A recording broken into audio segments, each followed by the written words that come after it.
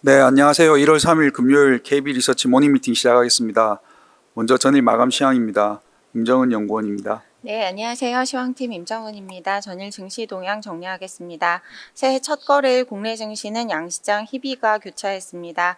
코스피가 5거래일 연속 하락했고 코스닥은 상승세가 연장됐습니다. 반도체와 2차 전지주 부진에 코스피는 약세 흐름이 이어지면서 2,400선 밑에서 등락했습니다. 방산과 조선 업종이 강세를 보이면서 지수 하단을 방어했습니다. 코스닥은 이틀 연속 상승세가 연장되었지만 레인보우 로보틱스와 클래시스 등 시총상위 일부 종목의 급등 영향으로 상승 탄력은 둔화되었고 전반적인 투자 심리도 부진했습니다. 레인보우 로보틱스가 삼성전자 자회사로 편입되면서 상한가를 기록했는데 이에 따른 로봇 사업 본격화 기대감이 업종 전반으로 확산되면서 관련주가 동반 강세를 보였습니다. 정치 혼란이 이어진 가운데 달러원 환율은 소폭 하락했으나 외국인은 순매도 규모를 확대해 나갔습니다. 다음 해외 증시입니다. 미국 증시는 테슬라 실망감에 투자 심리가 악화되면서 약세 흐름이 이어졌습니다. 일각에서는 기술주 중심 랠리의 지속 가능성에 대한 의문도 제기됐습니다. 테슬라는 지난해 차량 인도량이 178만 9천 대로 연간 기준으로 첫 감소세를 나타냈고 4분기 인도량은 전망치를 하회했습니다. 뚜렷한 악재가 없었던 애플도 2%대 하락하면서 차익 실현 움직임을 보였고 다만 엔비디아가 3% 가까이 반등하면서 지수 낙폭을 축소했습니다. 한편 신규 실업보험 청구 건수는 21만 1천 명으로 직전주 대비 9천 명 감소하면서 예상치를 하회했습니다. 중국 증시는 경기와 트럼프 관세 정책에 대한 우려에 2%대 약세를 보였고 유럽 증시는 에너지 부문이 강세를 보이면서 주요국 증시가 일제히 상승했습니다. 미국 10년물 국채 금리는 실업지표 호조에 반등했으나 장 후반 들어 하락 반전해 약보합으로 마감했고 달러는 지난 2022년 11월 이후 처음으로 109선을 넘어서는 등 상승 마감했습니다. 관전 포인트입니다. 테슬라의 연간 차량 인도량이 처음으로 감소세로 돌아서면서 업황 회복 기대감이 무산됐습니다. 이에 따라 국내 관련주의 매물 출회가 불가피할 것으로 예상됩니다. 실업지표 감소세가 이어지면서 고용 개선세를 시사했는데 이는 또한 금리 인하 제한 요인으로 부각되면서 달러화가 강세를 보였고 국내 증시에도 부담으로 작용할 전망입니다. 이 가운데 다음 주 고용 보고서 결과에 관심이 모일 예정입니다. 트럼프 취임 전까지는 지표 결과를 주시하면서 안전자산 선호 심리가 강화될 것으로 예상됩니다. 이상입니다. 네, 오늘 첫 번째 발표 자료는 1월 채권 시장 전망입니다. 임재균 연구원입니다. 예, 안녕하십니까. 채권팀 임재입니다. 1월 채권 전망 말씀드리도록 하겠습니다. 저희는 연초 추경 가능성으로 인해서 좀 금리가 반등할 것으로 예상을 하고 있습니다. 트럼프의 행정부 그리고 정치의 불확실성이 확대가 되면서 국내 경기의 하방 압력이 커졌습니다. 경기에 대응한 하든의 1월 인하 가능성도 배제할 수는 없지만은 환율과 그리고 재차 높아지고 있는 물가 등을 고려하면은 1월은 동결할 가능성이 높다라고 보고 있습니다. 하는은 동결해도 경기를 우려해 매파적인 모습을 보이진 않겠지만은 시장은 이미 기준금리 2에서 2.25%까지 상당 부분 선 반영한 상황에서 경기에 대한 재정 역할이 커질 것으로 생각을 하고 있습니다. 트럼프 행정부 출범을 앞두고 한국의 수출 우려가 높아진 가운데 정치 불확실성까지 확대가 되면서 소비의 우려도 높아진 상황입니다. 아직 실물 경제에 미치는 영향을 정확하게 파악하기는 어렵지만 경제 주체들의 심리는 빠르게 냉각이 되고 있습니다. 12월 소비자 심리 지수는 88.4포인트로 전월 대비 12.3포인트 하락을 했는데요. 코로나19 경제 위기가 발생했던 2020년 3월 이후에 가장 큰 낙폭을 기록을 했습니다. 이와 함께 제조업과 비제조업 심리지수도 86.9, 87.1포인트를 기록을 하면서 전월 대비로 하락을 했습니다. 다만 1월 20일 트럼프 취임에 따라서 관세 정책이 실행이 된다라면 기업들의 심리지수는 더 하락할 가능성이 높다라고 보고 있습니다. 한 해는 글로벌 금융위기를 제외하면 3회 연속 금리 인하를 단행한 바는 없습니다. 다만 실질 기준금리가 글로벌 금융위기보다 높다는 점에서 1월 인하 가능성을 배제할 수는 없습니다. 하지만은 한국은행 입장에서 경기만 바라보면서 인하를 하기에는 좀 어려운 상황인 게 환율 수준이 글로벌 금융위기 이후 최고치를 기록을 하고 있기 때문입니다. 지난 11월 금통위에서도 2명의 금통위원이 환율에 대한 우려로 동결을 주장했는데 당시보다 원하는 90원 정도 더 상승을 한 상황입니다. 더욱이 연준도 12월 FOMC에서 예상보다 매파적인 모습을 보이면서 단기간 워낙 강세 재료는 부재한 상황입니다. 외환 당국도 환율 방어를 위해서 노력하고 있는 만큼 한은도 더디게 금리를 인하하면서 환율 시장에 대응할 필요가 있는 상황이다라고 보고 있습니다. 환율가 예상보다 빠르게 찾아온 물가 우려로 한은은 시장의 기대만큼 그리고 낮게 기준금리를 인하하는 것은 좀 부담일 것으로 저희는 판단을 하고 있고요. 이로 인해서 경기에 대응한 재정의 역할이 커질 수밖에 없는 상황이다라고 보고 있습니다. 실제로 국회에서 본 예산이 작년 말에 통과가 되자마자 추경 가능성이 바로 거론이 되고 있습니다. 2020년부터 코로나19가 발생하기 전까지의 평균 추경 규모는 명목 GDP 대비 0.65%인데요. 이를 2024년 예상되는 명목 GDP에 반영을 하면은 약 16조 원 규모입니다. 다만 본 예산이 삭감된 점 그리고 장기간 지속된 고물가, 고금리 그리고 정치 불확성에 따른 내수 부진 또한 트럼프 행정부의 보호무역주의로 인해서 추경 규모는 16조 원보다 커질 것으로 예상을 하고 있고요.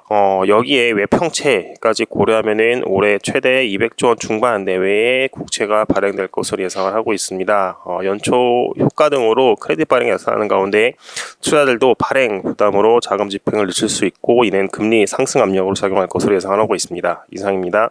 네, 트럼프 행정부 출범을 앞두고 수출 중심으로 국내 경기 우려는 금리 하락 요인입니다. 한국은행의 금리 인하도 이어질 것으로는 예상은 하고 있습니다. 다만 1월 금통위에서 금리 인하가 단행될 가능성은 높지 않은 것으로 보고 있고요. 그 배경 중에 이제 주요 배경은 높은 수준의 이제 환율입니다. 그리고 물가 같은 경우도 예상보다 빨리 조금 반등하는 모습이 있어서 1월 금통위에서 뭐 아주 매파적이진 않겠지만은 기준금리 동결이 예상되고 시장 금리에는 이미 금리 인하는 어느 정도 반영된 것으로 판단을 하고 있습니다. 경기가 나빠질수록 역설적으로 재정정책, 추경 등의 역할에 대한 기대가 커질 것으로 예상하고 있고요. 이는 국채 발행 수급 부담으로 인해서 금리를 좀 반등시킨 요인으로 판단하고 있습니다. 네, 다음은 산업 및 기업 분석 순서입니다. 안녕하십니까. 제약바이오 담당 김현희 연구원입니다. 제약바이오 2025년 첫 화두 리캡 및 체크 말씀드리겠습니다. 첫 번째로는 사실 이제 미중생물보안법의 작년 입법 불발이 좀 과도한 우려를 불러일으키고 있다입니다. 이제 당시 같은 경우는 생물보안법이 불발됨과 동시에 이제 작년 6월 해당 법안 관련 우려로 보류되었던 우시바이오로직스의 미국 매사추세츠 지역에 생산시설 건달이 재개되었다는 외신에 따라서 이제 비중국 CDMO 기업들의 주가 변동폭이 확인되었습니다. 다만 해당 이슈 같은 경우는 초기부터 중장기적인 관점에서 모니터링해야 될 이슈라고 언급을 드렸고 향후 지정학적 이슈에 따라서 대중제재로 일부 다시 부각될 수 있는 가능성은 여전히 유효하다라고 말씀을 드릴 것 같습니다. 두 번째 이슈는 이제 JPM 헬스케어 컨퍼런스입니다. 현재 주가 변동폭으로 봤을 때 기대감은 조금 낮다라고 보고 있고 이제 오는 1월 13일부터 15일부터 이제 다수의 기업들이 연간 사업 로드맵 그리고 R&D 현황을 공유하십니다. 그래서 이제 삼성바이오로직스, 셀트리온 그리고 브릿지바이오 테라피틱스 메인 트랙에서 발표할 계획이고 이제 타 글로벌 기업들의 전략을 통해서 연내 방향성을 정밀하게 확인하실 수 있다라고 말씀을 드릴 것 같습니다. 이제 관련된 적응증 하나로는 이제 특발성 폐섬유증에 대한 생각입니다. 그래서 베링거, 인게라인, BMY 그리고 플라이언트 등이 여전히 활발하게 연구하고 있는 분야이고 특히 이제 콜라겐 개선을 보였던 플라이언트 같은 경우는 24주 시점 데이터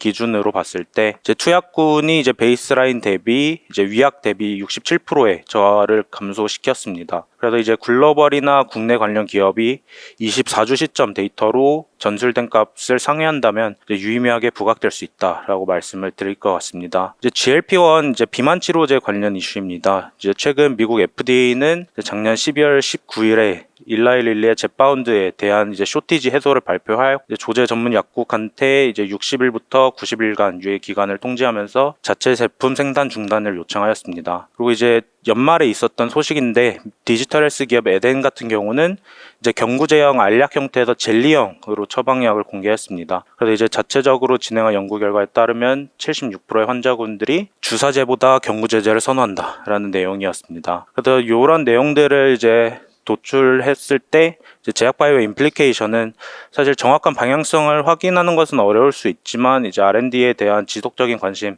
통해서 효율적인 투자가 가능할 것으로 판단하고 있고 실적 리뷰 시즌이 도래함에 따라서 이제 실적 확인을 필두로 긍정적인 움직임을 기대해 볼 수 있습니다. 그리고 R&D 분야 같은 경우는 여전히 ADC 그리고 GLP-1 등 메가테마의 지속적인 시장 관심도가 높을 것으로 예상되고 있어서 보다 자세한 내용으로 또 찾아뵙도록 하겠습니다. 이상입니다. 예, 제약 바이오 업종의 올해 이슈들에 대해서 관한 코멘트이고요. 첫 번째는 이제 미중 생물보안법이 2024년 입법이 불발되었습니다. KB증권은 해당 이슈는 처음부터 좀 중장기적인 관점에서 모니터링해야 될 이슈로 언급을 드렸고요.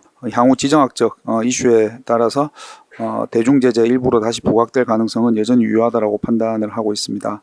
다음은 이제 JP모건의 2025년 헬스케어 컨퍼런스에 대한 기대감에 관한 내용인데요. 삼성바이오로직스, 셀트리온, 브릿지바이오 테라퓨틱스가 발표할 계획이며 사업 관련해서는 연내 방향성을 좀 더 확인할 수 있을 것으로 예상을 하고 있습니다. 특발성 폐섬유증에 대해서는 여전히 글로벌 주요 제약사들이 활발하게 연구하고 있는 분야이고요. 데이터가 조금 더 이제 도출이 될 경우에는 글로벌 국내 관련 기업들이 좀 유의미하게 부각될 수 있을 것으로 보고 있습니다. 마지막으로 이제 비만 치료 관련해서는 쇼티지가 좀 해소되는 이제 부분이 있고요. 이 부분 역시 향후 좀 관심을 계속 가지고 볼 내용으로 판단을 하고 있습니다. 따라서 이제 국내 제약 바이오 기업에 대한 임플리케이션으로는 시장의 정확한 방향성 내용을 확인하는 것은 다소 어려울 수 있지만은 R&D에 대한 지속적인 관심 그리고 4분기 실적 리뷰에 따라서 실적 확인을 필두로 섹터 전반적으로 좀 긍정적인 영향을 기대해 볼 수 있다는 내용입니다. 자세한 내용 레포트 참고 부탁드립니다. 네, 다음 오늘 마지막 자료 해외 기업 브로드컴에 관한 내용입니다. 김세한 연구원입니다. 안녕하세요. 미국 주식 종목 담당 김세환입니다. 최근에 브로드컴이 이제 엔비디아의 대항마다 이렇게 알려지면서 주가 상승세가 지금 계속 이어지고 있는데요. 실제로 지금 주가가 1개월 동안 거의 한 43%, 1년 107.7%를 기록을 하고 있습니다. 지금 현재 브로드컴이 이렇게까지 지금 강세를 보이고 있는 이유는 두 가지로 요약을 하고 있습니다. 가장 큰 요인 같은 경우는 이제 AI 전용 칩 설계 수요가 증가하고 있다는 점, 그리고 두 번째는 AI 기반의 소프트웨어 영역 확대, 이 두 가지가 지금 현재 저희가 봤을 때는 브로드컴의 투자 포인트로 알려드릴 수 있습니다. 주가 측면에 조금 살펴보면은 일단 최근에 주가가 많이 오르긴 했지만 향후 이제 2027년까지 EPS 연평균 복합 성장률을 반영한 PE 멀티플을 저희가 계산을 해보면 아직은 피로감이 조금 적을 거다. 그렇기 때문에 추가적인 상승이 이어질 것이라고 예상을 하고 있기 때문에 운용 비중 확대 의견을 저희는 유지하도록 합니다. 브로드컴의 이 두 가지 요인에 대해서 저희가 살펴드렸는데 지금 현재 전체 매출을 두 가지로 나눠봐라 이렇게 얘기를 하면 인프라 소프트웨어가 41% 그리고 반도체 솔루션 아까 말씀드린 하드웨어적인 측면 부분이 59% 정도를 차지를 하고 있습니다. 먼저 이 주문형 반도체 시장이 사실 이 부분 때문에 브로드컴이 이제 엔비디아의 대항마다라고 알려져 있는데요. 현재 지금 많은 데이터 센터 기업들은 엔비디아의 GPU 굉장히 값이 비쌉니다. 그 GPU 기반을 조금 힘들어하는 부분이 있습니다. 그렇기 때문에 이 엔비디아의 이런 이제 편향성을 조금 옮기기 위해서 자체 칩 개발에 들어갔는데요. 그 자체 칩 개발에서 브로드컴이 굉장히 시장 점유율이 높습니다. 이 시장을 이제 ASIC, 이 디자인이라고 하는데요. 이건 어떻게 보면 이제 맞춤형 설계 반도체라고 보시면 됩니다. 브로드컴이 이 시장에서 지금 현재 55에서 60%에 달할 정도로 시장 점유율을 높게 가져가고 있는데 그 이유는 브로드컴은 예전부터 지적 재산권이 굉장히 많습니다. 그렇기 때문에 이 ASIC 설계 기반이 탄탄하고 최근에 이제 오나노라든지 이런 고성능 제품을 출시를 하면서 빅테크들과 많이 협업을 하고 있습니다. 이 맞춤형 AI 가속기의 네트워킹에 관련된 이 브로드컴의 AI 수익도 2023년에는 한 38억 달러 정도에서 2024년에 122억 달러로 220% 성장을 했습니다. 최근에 이제 가장 큰 예로는 구글이 이 TPU죠. 텐서 처리 장치를 AI 전용 설계 칩입니다. 이 GPU를 이제 엔비디아에서 조금 더 벗어나기 위해서 TPU 같은 걸 계속적으로 개발을 하면서 브로드컴의 협업도 늘려나가고 있습니다. 브로드컴은 이 주문형 반도체 시장 규모가 2024년 기준으로 203억 달러 정도로 봤는데 2031년까지는 연평균 7.1%씩 성장한 328억 달러 정도로 예상을 하고 있습니다. 두 번째는 브로드컴이 지금 잘하는 게 소프트웨어 쪽에서 굉장히 강세를 보인다는 점입니다. 클라우드 시장이 확대가 되면서 멀티 클라우드 시대로 확대가 됐고 오픈소스가 굉장히 중요한 역할을 차지하게 됐는데 그 오픈소스의 최대 강자는 이 VM웨어, 그 다음에 잘 아시는 레드햇이라는 그런 기업이 있습니다. 레드햇은 IBM이 인수를 했고 VM웨어는 브로드컴이 인수를 하면서 이제 거의 대기업 대기업들이 이 시장을 거의 다 양분한 그런 지금 현재인데요. 이 부분을 조금 살펴보시면은 기존에 이제 이 브로드컴의 VM웨어가 가지고 있던 모델이 이 VCF라는 이제 클라우드를 자동화시켜주는 이제 그런 모델인데, 이 VCF 모델을 브로드컴이 인수를 하자마자 원래는 이제 원샷으로 한 번 사면은 계속 쓸 수 있는 방식이었지만 이거를 구독형으로 바꿔버렸습니다. 그래서 초반에는 이제 기업들이 이걸 구독형으로 바꾸면 뭐 매달 돈을 내거나 연간 비용을 내야 되기 때문에 반발이 많을 거라고 생각을 했지만, 이미 브로드컴은 만 개의 고객 중에 벌써 한 45% 정도를 이 VCF의 구독형으로 등록시키는 성과를 달성하면서 이 소프트웨어 매출도 굉장히 큰 폭으로 증가를 하고 있습니다. 이 VM웨어 인프라 이 소프트웨어 인수 직전 매출 대비해서는 거의 한 3배 정도 지금 현재 소프트웨어 매출이 증가를 하고 있기 때문에 이 부분의 성장성도 같이 지금 늘어날 것으로 예상을 하고 있습니다. 주가적인 측면을 한번 살펴보면, 일단은 숫자를 먼저 보기 전에 영업마진을 보면요, 영업마진이 최근에는 우상향하고 있지만 이 부분이 조금 빠졌던 거는 이제 VM웨어를 인수를 하면서 마진이 조금 감소했지만 그 이유는 지속적인 성장세를 가져가고 있습니다. 마지막으로 이제 향후 이익 성장성을 반영한 주가를 저희가 한번 살펴볼 건데요. 일단 최근에 주가가 많이 올랐기 때문에 PBR도 조금 높은 수준으로 올라오고 여러 가지가 조금 주가가 조금 강하게 반영됐지만, 그럼에도 불구하고 저희가 피로감은 적을 거라고 보는 건 이제 앞으로 한 3년 동안 기대되는 이 브로드컴의 이익에 대한 부분입니다. 현재 브로드컴의 12개월 포워드 PER 자체는 35배입니다. 시장이 21배인 걸 감안을 하면 높은 수준이죠. 하지만 향후 연평균 EPS 성장률이 저희는 팩셋 컨센서스 기반으로는 22.2%씩 시장은 13%인 걸 반하면 굉장히 높은 이익 성장이 나타날 거라고 보기 때문에, 어차피 이 PER 자체가 EPS로 나누면 이 PEG 배수가 나오죠. 시장과 동일한 1.6배를 가지고 있습니다. 그렇기 때문에 AI 쪽에서 굉장히 화두를 나타내면서 뭔가 성장을 보이는 기업이지만 아직 주가는 완벽하게 반영이 되어 있지 않다라고 보고 있기 때문에 저희는 지속적으로 운용 비중을 확대할 것을 유지를 의견을 드립니다. 네, 이상입니다.